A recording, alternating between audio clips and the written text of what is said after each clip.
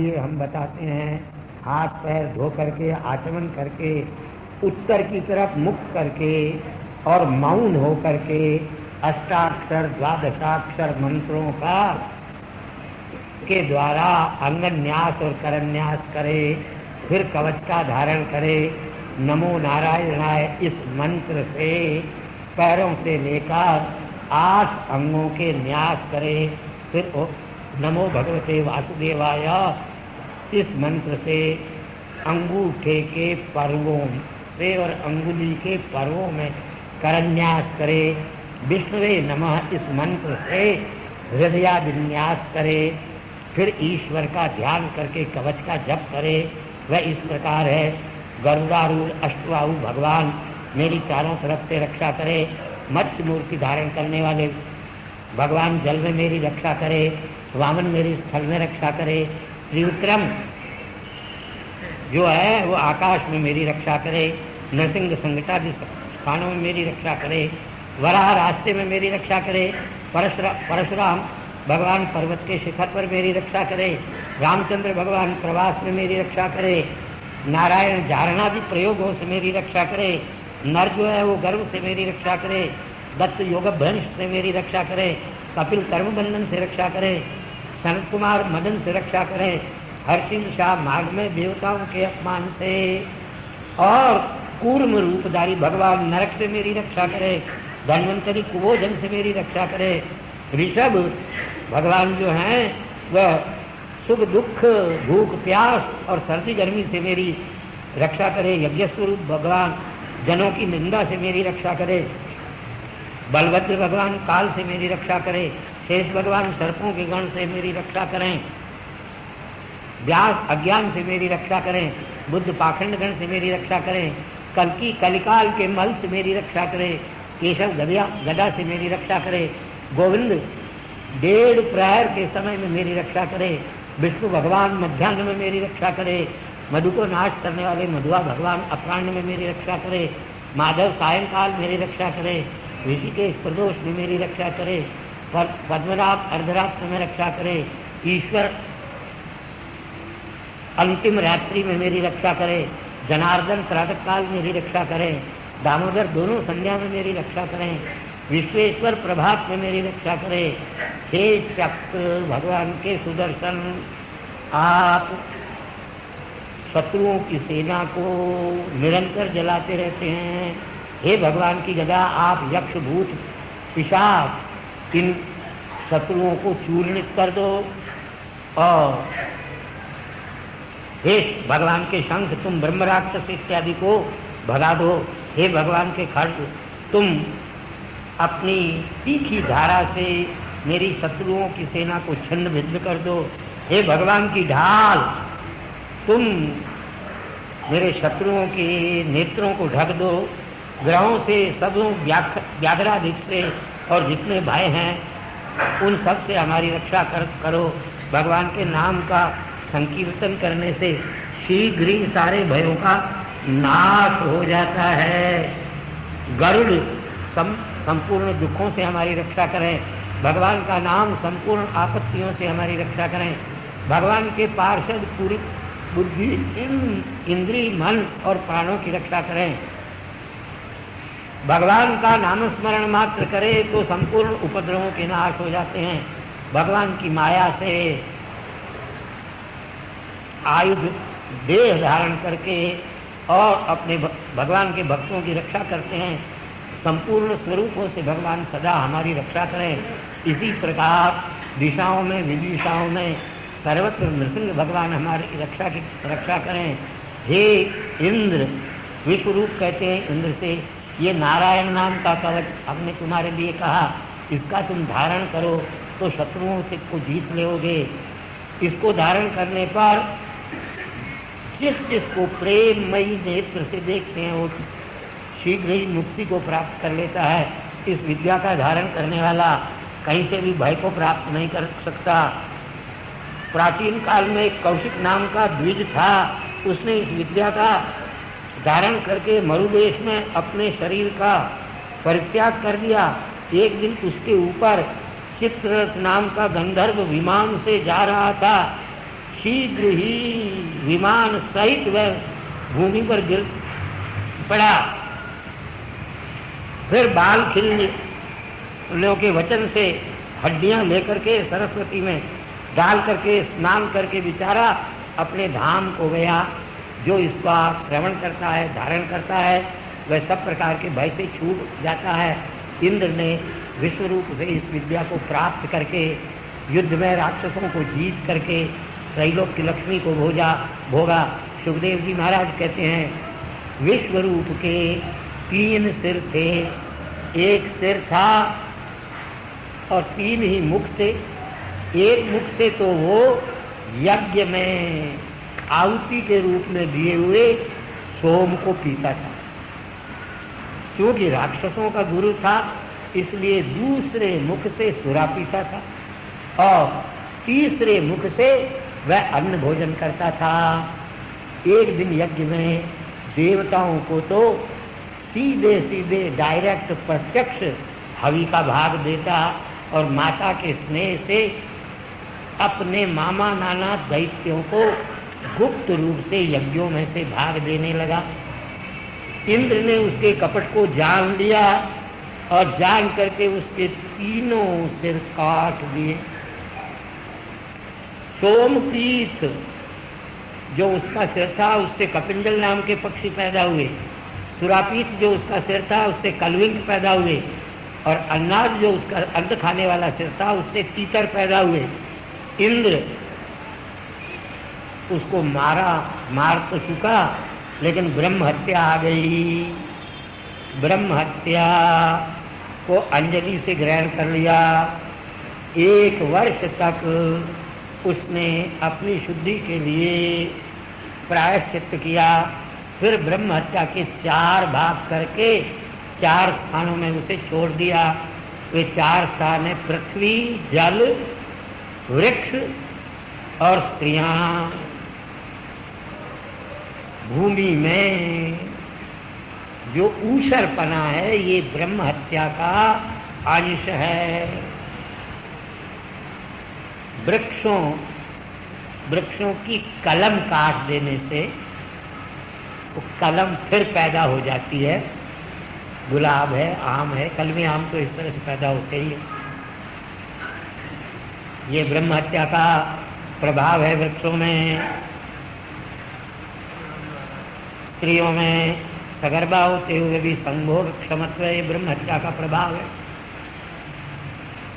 और आजकल के दूध बेचने वाले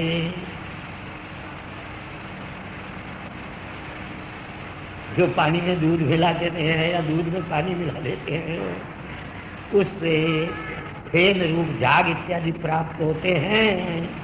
ये ब्रह्म हत्या का मल है। फिर त्वष्टा को जब पता लगा कि इंद्र ने मेरे पुत्र विश्वरूप को मार दिया तो उसने एक यज्ञ किया। इंद्र का नाश करने के लिए कृत्या एक यज्ञ किया और उसमें इंद्र शत्रु विवर्धस्व इस मंत्र से होम किया।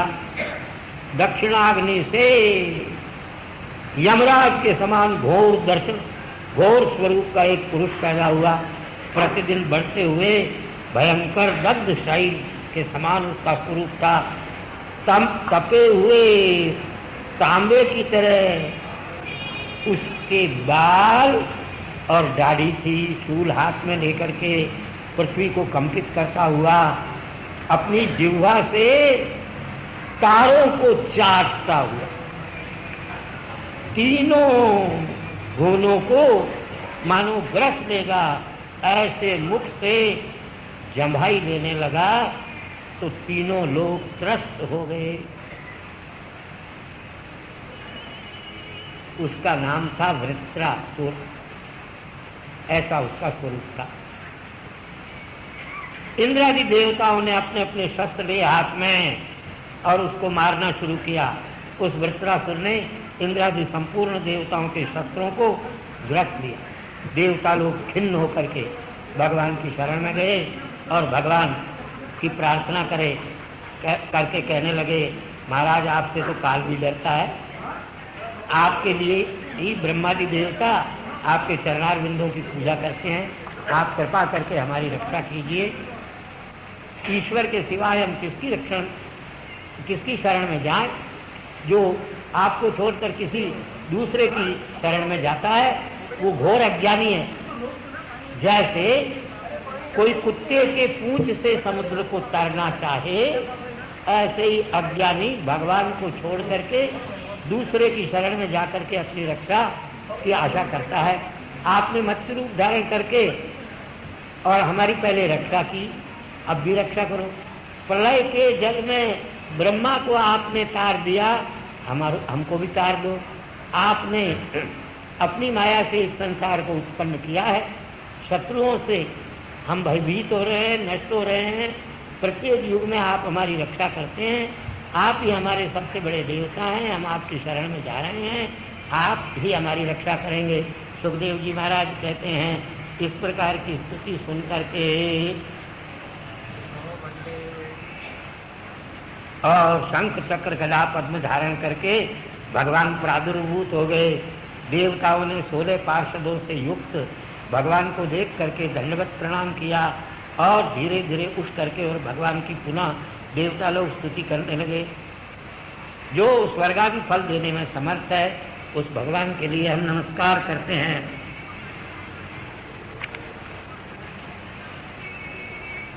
आप ही धाता और विधाता हैं।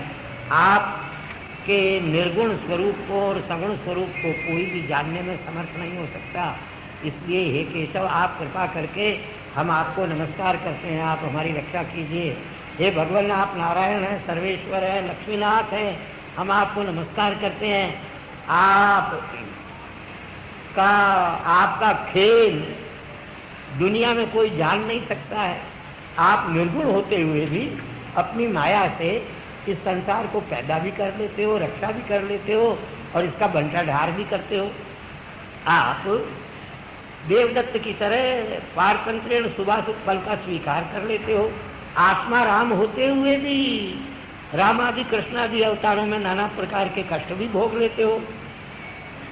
केवल साक्षी रूप में सब जीवों के हृदय में वर्तमान रहते हैं, लेकिन हम और अन्य लोग आपके स्वरूप को जान नहीं सकते। आप अपरिगणित गुणगण हैं। आप कौन सा ऐसा काम है जिसे कर नहीं सकते हैं? सभी कार्यों के करने में समर्थ हैं आप। सम विषम बुद्धि वाले जीवों का आप कृपा करते हैं, लेकिन माया के कारण आपका जो स्वरूप है वो उनको स्फुरित नहीं होता है। नाना रूप धारण करके संपूर्ण गुणों और विषयों को प्रकाशित करते हुए भी आप लक्षित नहीं होते। आप सबके अंतर्यामी हैं, जीव के भी प्रकाशक हैं। आप मधु नाम के दैत्य को मारने वाले हैं। आपके जो परम भक्त हैं वो आप में अपने आप को समर्पित करके और निश्चिंत हो जाते हैं। फिर आपके चरणारविंद की सेवा को कैसे छोड़ सकते हैं? आप त्रिविक्रम हैं महाराज, दैत्य दानव ये सब आपकी विभूतियां हैं। आपका उद्यम काल कोई नहीं हो सकता, ऐसा है नहीं। इस वास्ते आप कृपा करके अपनी ही विभूति स्वरूप इन सबको दंड दीजिए। ये त्वष्टा का पुत्र जो वृत्रासुर है, इसको आप यदि हमारे ऊपर कृपा करना चाहते हो तो जरूर इसको मारिए। हम आपके दास हैं, हमारे ताप को आप कृपा करके और मिटाइए। हे भगवान, आप सबके साक्षी हैं, आप परमात्मा स्वरूप हैं, आपको हम क्या प्रार्थना करें? हमारा अभिप्राय आपने जान दिया होगा। इस वास्ते हम आपके चरण कमल की छाया को छोड़ करके और कहाँ जाएं? हम जिस उद्देश्य से आए हैं उस कार्य को आप स्वयं संपन्न कर दीजिए। हे भगवान कृष्ण, हमारे तेज को और हमारे शस्त्रों को इसने ग्रस्त दिया, इस वृत्रासुर ने, इससे आप हमको बचाइए। आप शुद्ध स्वरूप हैं, बुद्धियादि के साक्षी हैं, सदा आनंद रूप हैं और सब जीवों के दुखों को हरण करने वाले हैं। हम आपके चरणारविंदों में बारंबार नमस्कार करते हैं। इस प्रकार देवताओं की स्तुति को सुनकर के भगवान उनसे बोले, हे देवताओं, मैं जब प्रसन्न हो जाऊं तो जीव को कोई ऐसी वस्तु नहीं जो न मिल सके। तब भी कृपण विषयों की इच्छा रखता हुआ अपने कल्याण को जानता नहीं है। विद्वान मूढ़ों के लिए प्रवृत्ति मार्ग का कथन नहीं करते। जैसे वैद्य रोगियों को कुपथ्य नहीं देते। तुम इससे रक्षा चाहते हो तो जाओ दधीचि ऋषि के पास जाकर के उसके शरीर को मांग लो, जल्दी करो। अश्वशिरा नाम से कहे जाने वाले जो अश्विनी कुमार हैं, उनको एक विद्या हमने सिखाई है। उस विद्या से दधीचि ऋषि की हड्डियों से मदात्मक नाम का जो कवच है, वह कवच त्वष्टा को दिया था। त्वष्टा ने विश्वरूप को दिया। उसी को तुम भी धारण करो। अश्विनी कुमारों की याचना से दधीचि अपने अंग तुमको दे देंगे। उनकी हड्डियों से विश्वकर्मा जो है वह वज्र निर्माण कर लेंगे। वह वज्र मेरे तेज से युक्त होकर के और वृत्रासुर के सिर को काट देगा। फिर उसके द्वारा मेरे तेज से तुम आयुध की संपत्ति को प्राप्त कर लोगे। मेरे परायण जो रहते हैं उनका संसार में कोई नाश नहीं कर सकता है। अच्युतं केशवं राम नारायणं कृष्ण दामोदरं वासुदेवं हरे श्रीधरं माधवं गोपिका वल्लभं जानकी नायकं रामचंद्रं भजे। अच्युतं केशवं राम नारायणं कृष्ण दामोदरं वासुदेवं हरे श्रीधरं माधवं रुक्मिणी नायकं कृष्णचंद्रं भजे। धर्म की अधर्म का प्राणियों में विश्व का गोहत्या गौ माता की हर हर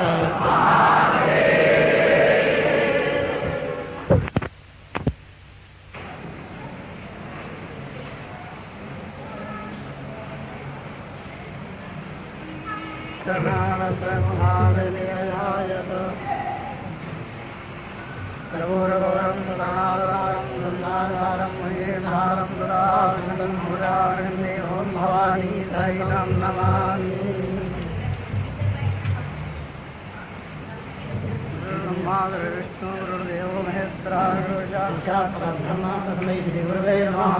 अखण्डमण्डलाकारं व्याप्तं येन चराचरं तत्त्वं दर्शनं येन तस्मै श्री गुरुवे नमः। अनंत श्री जगद्गुरु शंकराचार्य महाराज की जय। हर हर महादेव।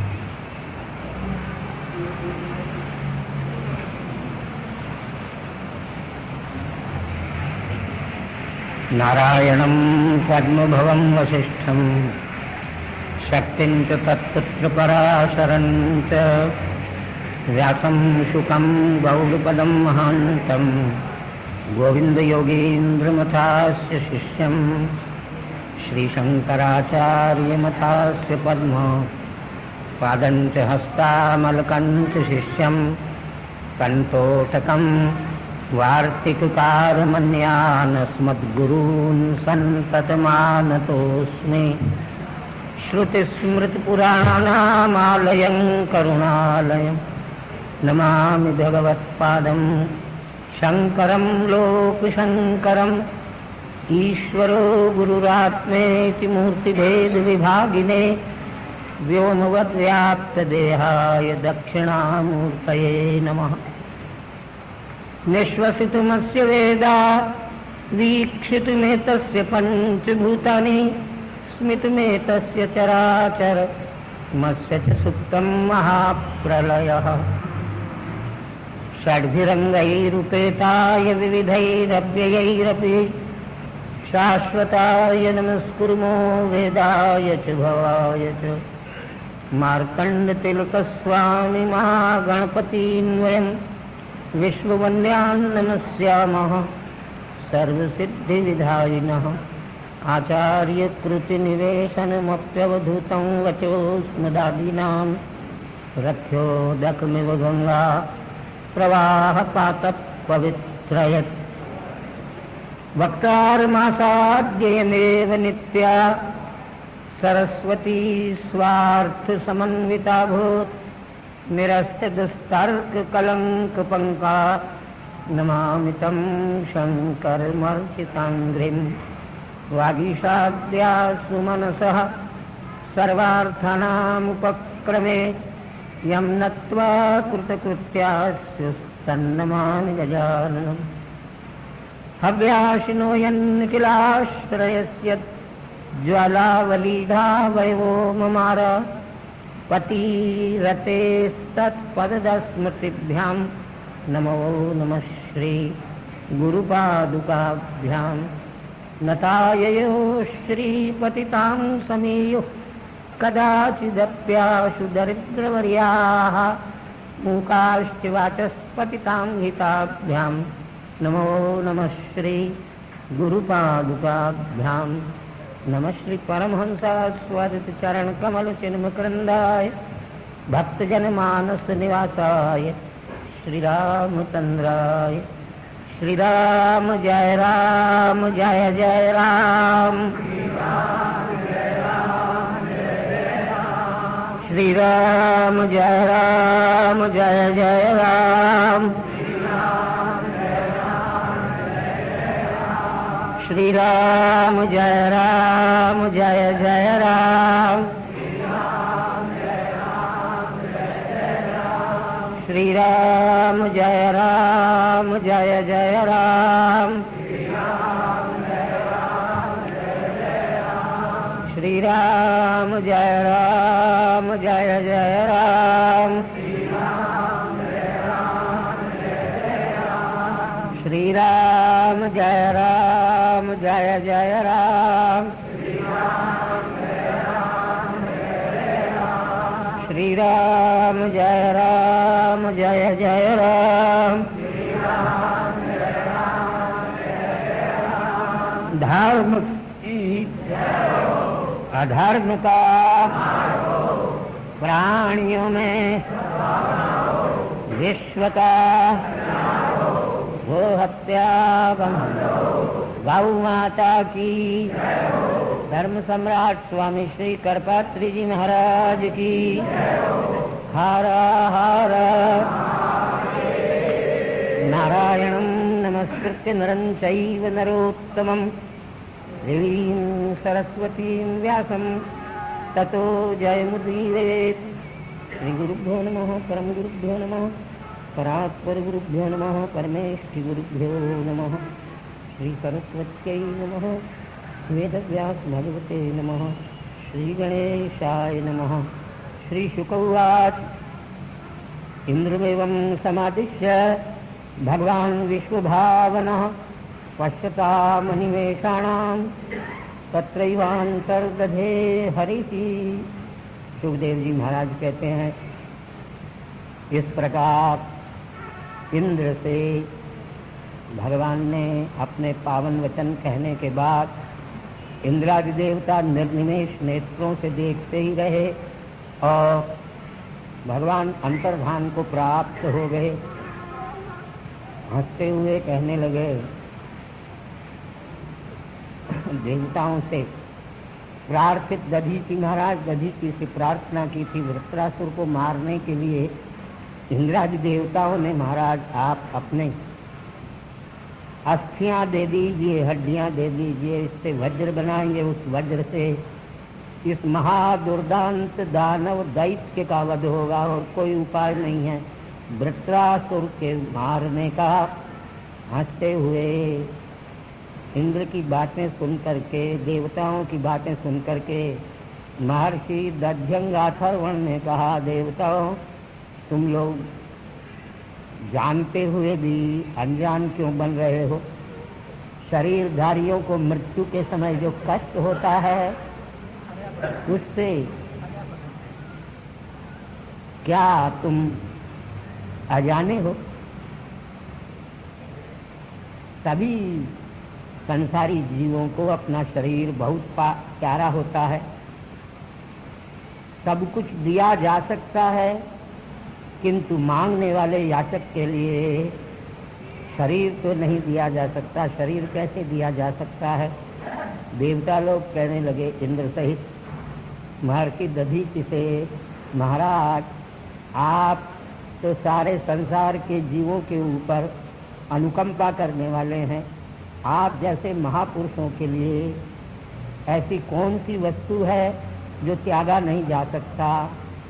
हाँ, संसार में जो स्वार्थी लोग हैं वे तो पराये संकट को नहीं जानते, और जानते होते तो फिर आपसे शरीर मांगने के लिए क्यों आते?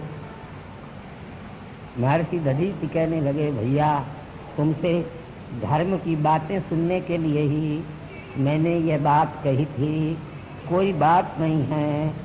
अब मैं शरीर को धारण करके और इसके परित्याग के लिए तैयार हो गया हूँ।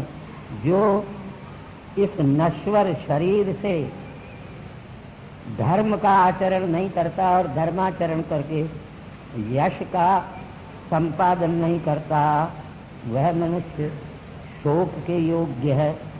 जो प्राणियों के शोक से दुखी होता है और हर्ष से प्रसन्न होता है, वही धर्म है।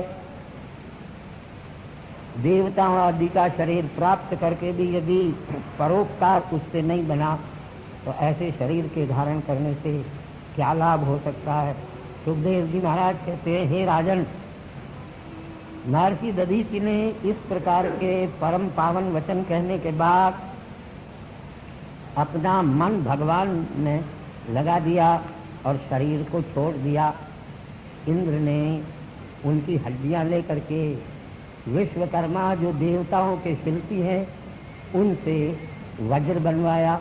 उस वज्र को लेकर के और ऐरावत अपने हाथी के ऊपर बैठ करके मुनिगणों से स्तुति प्राप्त करते हुए, त्रिलोकी को हर्षित करते हुए वृत्रासुर को मारने के लिए इंद्र ने प्रस्थान किया। वहाँ त्रेता युग के आदि में नर्मदा नदी के किनारे देवताओं और राक्षसों का बड़ा भयंकर युद्ध हुआ।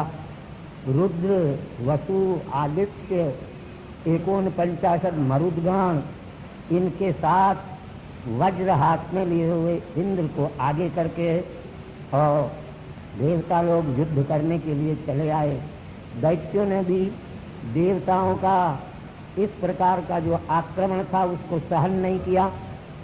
वे सब देवता जिनमें नमुची, वे सब दैत्य जिनमें नमुची, संबर, अनर्वा, विमूर्धा, ऋषभ और हयग्रीव, विप्रचित्ति, पुलोमा, वृषपर्मा, हेति, प्रहेति और भी दैत्य, दानव, यक्ष, रक्ष, सुमाली, माली जो रावण के पूर्वज थे, सारे के सारे इंद्र की सेना जो घमासान युद्ध के लिए आई हुई थी उनके आक्रमण को एक बार रोक दिया और बड़ा भारी सिंहनाद करके देवताओं को भयभीत कर दिया। हाथ में उन राक्षसों के गदाएं परिघ, बाण, भाले, मुदगर और तोमर थे, बड़े बड़े तीखे परशु थे, खड्ग थे। उन सब शस्त्रों से देवताओं को आच्छादित कर दिया। सरजाल से साधित देवता दिखाई नहीं दिए। संपूर्ण दैत्यों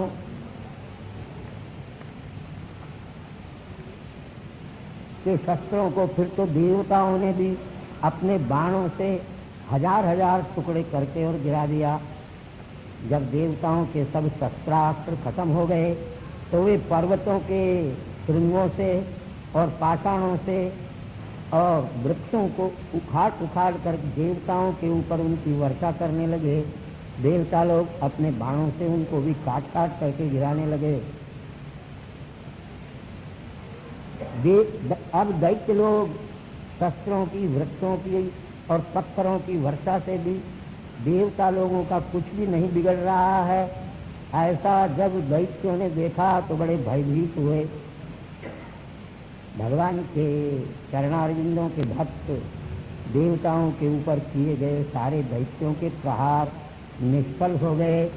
दैत्यों ने देख करके इस प्रकार अपने स्वामी उस वृत्रासुर का परित्याग करके वहां से पलायन करना शुरू किया। वृत्रासुर ने भागते हुए देवताओं को देख करके कहा, अरे विप्रचित्ते, नमुचे और शंबरादि, तुम लोग कालोचित मेरे वचन को सुनो। देखो, जो संसार में पैदा हुआ है वो तो एक दिन अवश्य मरेगा। मौत से कोई बच नहीं सकता, उसकी प्रतिक्रिया नहीं हो सकती है। फिर इस नश्वर शरीर से ऐसे मृत्यु को क्यों न प्राप्त करें जिससे सारे संसार में यश छा जाए। इस संसार के अंदर दो प्रकार की ही मृत्यु श्रेष्ठ बताई गई है। समर मरण पूरी सुरसर तीरा, या तो योगाभ्यास के द्वारा प्राणों को ब्रह्म रंध्र में ले जा करके और अपना शरीर छोड़ करके मृत्यु का आलिंगन करे, अथवा युद्ध में शत्रु के सामने खड़ा होकर प्राणों को खतरे में डालकर फिर को हथेली में रखकर बेखट्टे संग्राम गण में कूद करके अपना बलिदान कर दे। ये दो ही व्यक्ति ब्रह्मलोक का भेदन करके, सूर्यलोक का भेदन करके ब्रह्मलोक को प्राप्त किया करते हैं। सुखदेव जी महाराज कहते हैं, राजन परीक्षित, भगोड़े दैत्यों ने धर्मयुक्त जो वृत्र का वचन था उसको सुना तक नहीं, फिर काल जिनके अनुकूल है ऐसे देवताओं के द्वारा भगाई जाती हुई अनाथ की तरह दैत्यों की सेना को देख करके वृत्रासुर को भयंकर क्रोध उत्पन्न हुआ और वह देवताओं को की भर्त्सना करते हुए बोला, अरे देवताओं, शूरवीर तो उनको कहते हैं जो भयभीत हुए को नहीं मारते। ऐसे ही लोग स्वर्ग को प्राप्त करते हैं और वो यश को भी प्राप्त करते हैं। तुम अत्यंत क्षुद्र हो, युद्ध में अगर तुम्हारी श्रद्धा है, लड़ना ही चाहते हो तो एक क्षण के लिए तो मेरे सामने आकर के खड़े हो जाओ। इस प्रकार अत्यंत क्रोध करके देवताओं को अपने शरीर से ही डराता हुआ सिंहनाद करने लगा। उस वृत्रासुर के सिंहनाद के शब्द मात्र से देवता लोग जमीन के ऊपर गिर पड़े। वृत्रासुर ने त्रिशूल हाथ में लेकर के पैरों से चलते हुए देवता की सारी सेना को तहस नहस कर दिया। इंद्र ने जब देखा कि शत्रु का पराक्रम बढ़ रहा है तो अपनी गदा वृत्रासुर के ऊपर छोड़ी। अत्यंत दुष्ट इंद्र के द्वारा चलाई हुई उस गदा को वृत्रासुर ने बाएं हाथ में पकड़ लिया और उसी गदा से ऐरावत के गंडक स्थल पर प्रहार किया। उस वृत्रासुर के कर्म को त्रिलोकी के सारे ही महापुरुष अत्यंत प्रशंसित करने लगे। इंद्र ने भी अमृत का स्राव करने वाले अपने हस्त स्पर्श से गतव्यत होकर के फिर युद्ध में आकर के और खड़ा होने की चेष्टा की। वृत्र ने अपने भाई के मारने वाले वज्र जिसके हाथ में है ऐसे इंद्र को देख करके कहा, हे इंद्र, तुम ब्रह्म हत्यारे हो, गुरु हत्यारे हो और भाई के भी हत्यारे हो, इसलिए मैं तुम्हें आज मार करके अपने भाई के ऋण से मुक्त हो जाऊंगा। तुम तो जैसे स्वर्ग की इच्छा करने वाला कोई व्यक्ति पशु का सिर काटे, ऐसे ही तुमने अपने बड़े भाई त्रिशिरा के सिर काटे। अत्यंत निंदा युक्त कर्म तुमने किया। इस वास्ते तुम्हारे पास अब लज्जा, शोभा, दया ये कुछ भी नहीं रह गया है।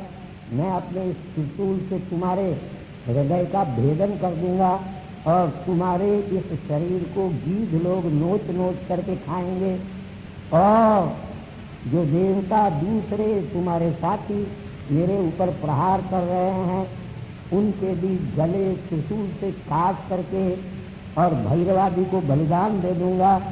अगर तुम वज्र से मेरा सिर काट दोगे तो मेरे शरीर की बलि भगवान के चरणारविंदों को प्राप्त होगी और मैं भगवान के परम पद को प्राप्त हो जाऊं। तुम मेरे ऊपर वज्र क्यों नहीं छोड़ते हो? ये वज्र तुम्हारा ऐसा शस्त्र है जो कभी निष्फल जाने वाला नहीं है। डरो मत, गदा की तरह वज्र निष्फल नहीं होगा। ये वज्र तो भगवान के तेज से आप्यायित है और दधीची की तपस्या से अत्यंत तीक्ष्ण हो गया है। मैं भगवान के चरणारविंदों में अपना मन लगा करके तुम्हारे वज्र के द्वारा मृत्यु को प्राप्त करके योगियों की गति को प्राप्त करूंगा। भगवान अपने भक्तों के लिए स्वर्गादि की संपत्ति को नहीं देता है। क्यों? संपत्ति प्राप्त करने से तो राग द्वेष उत्पन्न होते हैं। इस वास्ते हमारे स्वामी भगवान कभी भी अपने भक्तों के लिए धर्मार्थ काम विषय जो श्रम है उसका नाश करते हैं, उनको नहीं दे करके और अपने चरणारविंदों को दे करके ही भगवान संतुष्ट होते हैं। ऐसा कह करके वृत्रासुर राक्षस होते हुए भी मृत्यु का समय आया हुआ जान करके भगवान के चरणारविंदों में प्रार्थना करने लगे, महाराज भगवान अशरण शरण अकारण करुण करुणा करुणालय, मैं जन्म जन्मांतर में आपका दासानुदास बनूं। मेरा मन आपके गुणों का ही स्मरण करता रहे। मेरी वाणी से सदा आपके सद्गुण गुणों का कीर्तन होता रहे और मेरे इस शरीर के हाथ पैर इत्यादि से आपके ही काम होते रहे। हे भगवान, आपके बिना मैं स्वर्गलोक की तो क्या ब्रह्मलोक की भी इच्छा नहीं करता हूँ। जैसे भूखे और पंख जिनके उत्पन्न नहीं हुए हैं, ऐसे छोटे छोटे पक्षियों के बच्चे अपने घोंसलों में बैठे हुए सायंकाल अपनी माता के आने की प्रतीक्षा करते हैं, इसी प्रकार हे भगवान मेरा भी मन आपके पावन दर्शनों की इच्छा करते हैं। मैं तो ये चाहता हूँ कि संसार चक्र में भ्रमण करते हुए भी आपके भक्तों के साथ ही मेरी मैत्री हो। कभी भी पुत्र मित्र कलत्र इत्यादि में मेरा चित्त आसक्त न हो। सुखदेव जी महाराज कहते हैं, इस प्रकार युद्ध में वृत्रासुर ने विजय की अपेक्षा मृत्यु को ही श्रेष्ठ माना और त्रिशूल हाथ में लेकर के इंद्र के सामने चल पड़ा। कठोर है अग्रभाग जिसका, ऐसे शूल को घुमा करके इंद्र से कहा, अरे पापी ले अब तू मरा। ऐसा कहकर के अपने त्रिशूल को इंद्र के ऊपर चलाया। इंद्र ने उस त्रिशूल को आते हुए देख करके वज्र से उसका दाहिना हाथ त्रिशूल सहित काट दिया। एक हाथ कट जाने पर भी वृत्रासुर ने परिघ लेकर के देवराज इंद्र और ऐरावत के धोबी के ऊपर प्रहार किया। इंद्र के हाथ में से उस प्रहार की वेदना से वज्र गिर पड़ा। वृत्रासुर के इस कर्म की आश्चर्य से चकित होकर के सारे संसार के महापुरुष प्रशंसा करने लगे। तो इंद्र के संकट को देख करके देवता लोग चींची करने लगे। लज्जा से गिरे हुए वज्र को इंद्र ने अपने हाथ में फिर नहीं उठाया। ऐसा देख करके फिर वृत्रासुर ने इंद्र से कहा, इंद्र क्या बात है, उठा लो अपना ये वज्र और इससे मेरे ऊपर प्रहार करो। देखो युद्ध में शत्रु तुम्हारे सामने खड़ा हुआ है, तुम्हें खेद नहीं करना चाहिए। जय और पराजय तो ईश्वर के अधीन है। लड़ने वाले में से दो में से कभी कोई जीतता है, कोई हारता है। वास्तव में सारे संसार के जीव जिसके अधीन होकर के नाना प्रकार की चेष्टा करते हैं, वह काल ही जय और पराजय का कारण है। साधारण व्यक्ति बल का, मृत्यु का और प्राण का काल ही एकमात्र कारण है, ऐसा न जान करके जड़ शस्त्रादिकों को मृत्यु का कारण जानता है। काठ की पुतली जैसे नचाने वाला नचाता है, वैसे ही नाचता है। ऐसे ही ये सारे संसार के जीव भगवान के पराधीन होकर के और नाचते हैं। ये पंच महाभूत, इंद्रियां और हृदय जिसकी कृपा के बिना कोई कार्य नहीं कर सकते, उस भगवान की लीला है ये सारी। अज्ञानी पुरुष ईश्वर को भी नहीं मान करके और सारे संसार के कर्मों को अपने आप स्वतंत्र मानता है। हाँ, जब विजय प्राप्त कर लेता है तो पुरुष को आयु, श्री और कीर्ति इत्यादि मिलते हैं। पराजय होता है तो इससे विपरीत हो जाता है। इस वास्ते जय पराजय का हेतु जो मृत्यु और जीवन, वो इन दोनों में बुद्धिमान पुरुष को समान मान्यता रखनी चाहिए। सुख दुख को भी समान समझना चाहिए। सत्य रज तमो गुण से रहित संपूर्ण जीवों के साक्षी आत्मा को जो नहीं जानता वही बंधन को प्राप्त करता है।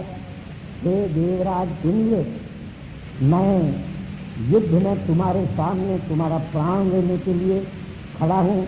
जरा मेरी ओर आंख उठा करके देखो। ये ऐसा युद्ध है जिसमें प्राणों की बाजी लगी हुई है। किसकी जीत होगी, किसकी हार होगी, इसका पता नहीं है। सुखदेव जी महाराज परीक्षित से कहते हैं, इंद्र, इस प्रकार वृत्रासुर के निष्कपट वचन को सुन करके उसके हृदय को भी निष्कपट जान करके और वज्र हाथ में उठा लेता भया और प्रसन्न होकर के कहा, हे दानवराज, तुम सिद्ध हो और भगवान के परम भक्त हो। भगवान की माया को भी तुमने पार कर लिया है, इसलिए तुम्हारी भगवान के चरणारविंदों में भक्ति है।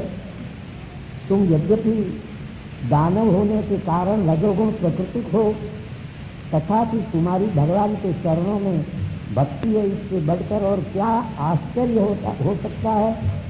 जिसकी भगवान के चरणारविंदों में भक्ति है उसको दूसरे किसी साधन की आवश्यकता नहीं है। सुखदेव जी कहते हैं, इस प्रकार एक दूसरे के प्रति नाना प्रकार के अद्भुत वचन कहते हुए इंद्र और वृत्रासुर आपस में युद्ध करने लगे। वृत्रासुर ने परिघ से इंद्र के ऊपर प्रहार किया। इंद्र ने वज्र से उस परिघ, और परिघ कहते हैं आगल को दरवाजा बंद करने के लिए जो मोटी लकड़ी दीवार के दोनों तरफ खड्डे में लगाई जाती है, उसका नाम है परिघ। हरबला आगल हिंदी में कहते हैं। दूसरा हाथ भी कट गया। अब वृत्रासुर के दोनों हाथ कटे हुए हैं, फिर भी उसने अपने नीचे के होठ को पृथ्वी पर लगा दिया और ऊपर के होठ को स्वर्ग से लगा दिया और गंभीर अपना मुख बताया। अपनी गाढ़ों से मानो त्रिलोकी को ग्रस जाएगा ऐसा अपना स्वरूप बना लिया और ऐरावत हाथी सहित इंद्र को उठा करके अपने मुंह में निगल लिया। जैसे अजगर हाथी को निगल लेता है, ऐसे ही हाथी सहित